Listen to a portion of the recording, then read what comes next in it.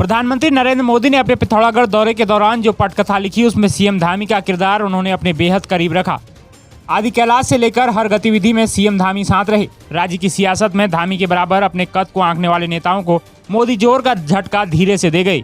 PM की धमक के साथ धामी की धूम भी साफ नजर आई। पिथौरागढ़ जनसभा के दौरान मंच पर पीएम मोदी के मुंह से अनायास ही निकला, वाह धामी जी वाह। धामी की पीठ थपथपाकर मोदी ने उत्तराखंड की सियासत में धामी की मजबूती का साफ संदेश दे दिया। इतना ही नहीं, पूरे दौरे में प्रधानमंत्री सीएम धामी के मन के अनुरूप भरोसा भी जता गए। जानकारों के मुताबिक पीएम राजकाज के मोर्चे पर भी सीएम का मनोबल मजबूत कर गए।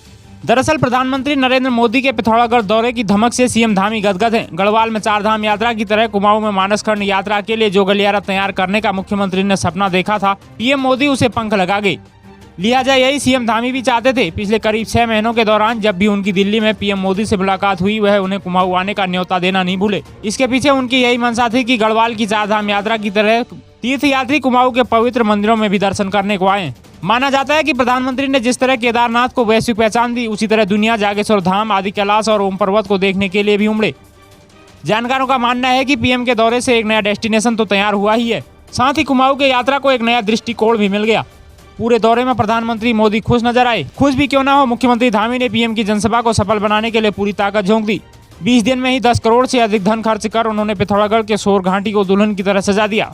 अब जो लोग केदारनाथ और बद्रीनाथ धाम जाते हैं, वह आस्था के केंद्र जागेश्वर धाम और आदि कैलाश, ओम पर्वत आसानी से आ जा सकेंगे। मानसखंड मंदिरमाला मिशन से कुमाऊं के अनेकों मंदिरों तक आना जाना आसान होगा। पीएम ने सड़क और रेल कनेक्टिविटी के जरिए गढ़वाल और कुमाऊं को जोड़ने के लिए आगे का रोड मैप भी दे दिया। वह सूबे के मुखिया को हर मदद के लिए आश्वस्त भी कर गई। दौरे की शुरुआत के लिए पीएम ने पिथौरागढ़ को ही क्यों चुना, यह बड़ा सवाल है। इसके धार्मिक, सामरिक ही नहीं, सियासी मायने भी हैं। चीन सीमा के पास आदि कैलाश और ओम पर्वत के दर्शन, पूजा अर्चना, वहां तैनात जवानों के बीच जाना, सीमा पर पहुंचकर ड्रैगन को भी मोदी ने सख्त संदेश दिया। पीएम की इस यात्रा में एक सियासी संदेश भी छिपा है। मसलन लोकसभा चुनाव नजदीक है, ऐसे में पिथौरागढ़ लोकसभा वाली, बागेश्वर में विधानसभा का उपचुनाव हो चुका है। प्रचंड बहुमत वाली सरकार के लिए बागेश्वर में जीत का अंतर कम होना चिंता वाली बात लाजमी है।